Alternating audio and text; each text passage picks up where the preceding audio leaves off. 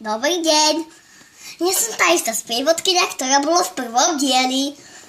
Teraz vám predstavím druhé zvieratka, ktoré... A tuto máme psíčkov. Sú to domáci psi. Toto sú domáci psi. Toto je polovný pes. Máme tu rasa Yorkshire, rasa Chihuahua. Rasa Yorkshire, rasa Dalmatinec. Dalmatinec ešte malé mláďa. Preto ešte není biely a nemá bodky čierne. Ale z počasti je to malinký Dalmatinec. Potom tu máme polovného psa. Ten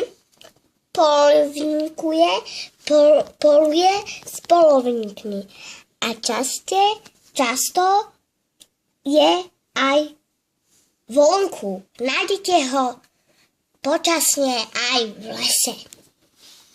No, potom tu máme malého slona. O tom sme už hovorili v prvom dieli. Áno. Tuto tu máme veľkánskeho slona. Ten váži 10 tón a volá sa Andrejka. Ako ja sa volám Andrejka, aj on.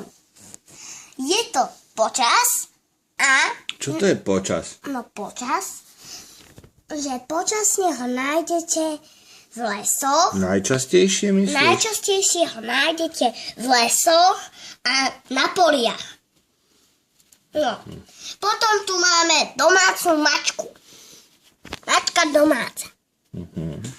Mačka domáca robí to, že stále len je doma a chodí niekedy aj na prechádzky.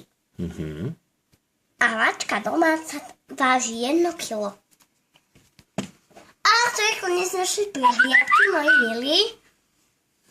A na budúce možno bude aj viacej zvieratiek. Príďte sa zase pozrieť. Bude 3. diel.